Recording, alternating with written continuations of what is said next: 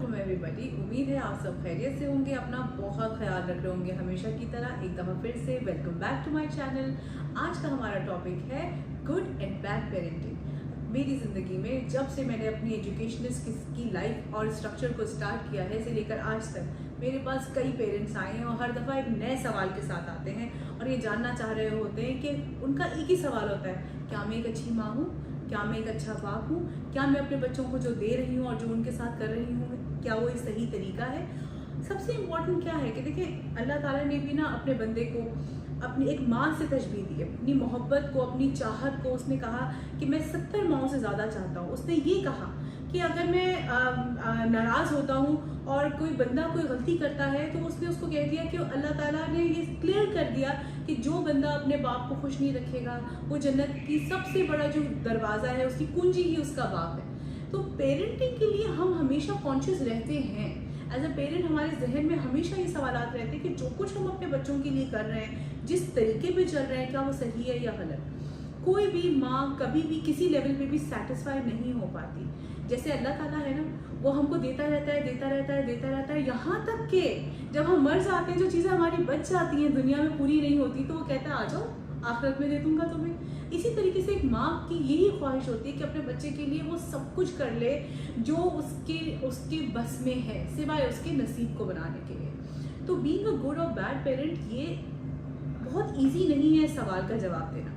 एक सवाल बताती हूँ जो हमेशा मेरे पास पेरेंट आएंगे और हमसे पूछेंगे कि देखिए, हम ये बात एक बड़ी कॉमन हो गई है कि जब बच्चा हर चीज़ मांगे तो उसको बड़ी इजीली वो चीज़ नहीं देनी चाहिए। इस बात में कितनी सदाकत है। एक माँ आई और मुझसे कहती है कि जब मैं अपनी औलाद को वो सब कुछ दे सकती हूँ जो मेरे पास है, तो मैं क्यों ना उसको वो चीज़ें प्रोवाइड करूँ। मैं क्यों इंतज़ार करूँ कि पहले वो एक प्रॉब्लम से गुजरे और फिर जाके उसको वो चीज़ मिले।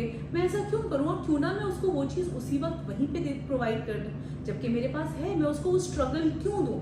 तो सब जवाब इसका बड़ा सिंपल है कि जब तक इंसान की ज़िंदगी में किसी चीज़ की अहमियत नहीं होती ना, उसको वो चीज़ दे दें आप, वो उसके पास जमा हुई हुई है, वो उसके पास रखी हुई है, उसको उसकी कदर नहीं होगी। कदर उसके पास तब आएगी जब उसको वो चीज़ मेहनत से और मुश्किल से मिलेगी। आपके बच्चे की बर्थडे आई, 10,000 किस्म के गिफ्ट दे दिए, आधे पैक हैं, आधे अनपैक हैं, वो रखे हुए, तो आपका बच्चा सिर्फ उस चीज़ का इंतज़ार कर रहा होगा जो उसकी ख्वाहिश है, जिसका वो इंतज़ार करे और उसको उस वक्त वो चीज़ दी जाए। जब आपको उसके उस इंतज़ार के बाद उसको वो चीज़ देते हैं तो उसकी इम्पोर्टेंस बढ़ जाती है।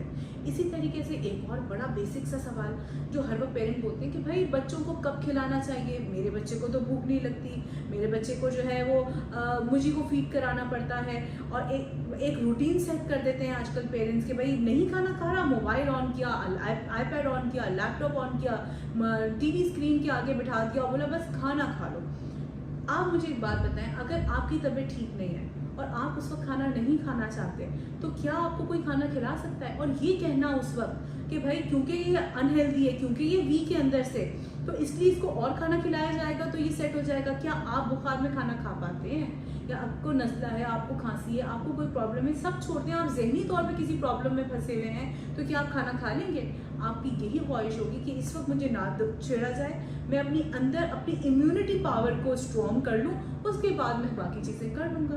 तो बच्चों का भी यही है। और भूख इंसान को अंदर से बताती है कि उसको इस वक्त इस चीज़ की ज़रूरत है। जब तक उसको वो चीज़ की ज़रूरत नहीं हो, उसकी वो डिज़ायर नहीं हो, उसकी वो नीड नहीं हो, आप उसको वो ना दें।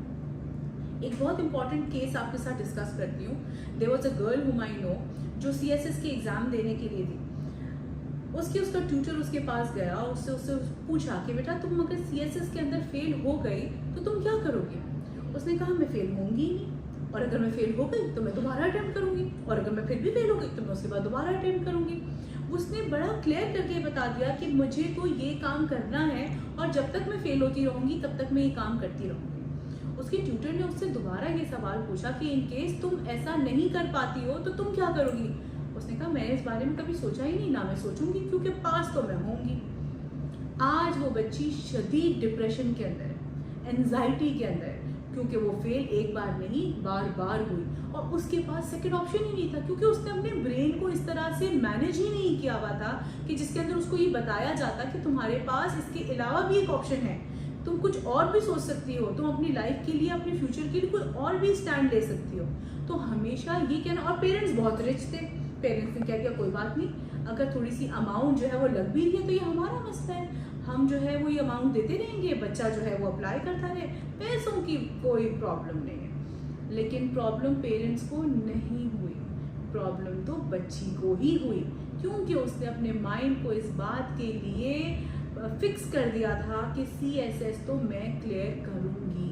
तो लाइफ में हर चीज़ इतनी आसानी से नहीं मिलती, मिल जाती है तो छिन भी जाती है। हमें अपने बच्चों को इस माइंडसेट पे लेकर आना है कि बेटा life is not easy, you will not get everything every time. और जब हम उनको ये रियलाइजेशन करा देते हैं कि चीज़ों को मिलने के लिए कोशिश ज़रूरी है, मेहनत ज़रूरी है, इंतज़ार ज़रूरी है, और उसके बाद भी there is always an option कि आपको वो चीज़ नहीं मिले। So from my side this important topic for you all, ताकि आपके लिए ये आसान हो जाए समझना कि पेरेंटिंग हमेशा से मुश्किल थी, मुश्किल है, लेकिन अगर हम अपने बच्चों को सच बोलना और सही तरीके से अपनी लाइफ को अंडरस्टैंड करना और रियलाइज करना सिखा देते हैं तो हमारे लिए चीज़ें और आसान हो जाएंगी। Be with them, spend more time with them, try to speak with them, talk with them, and make sure to sleep with them before you go to bed. Thank you.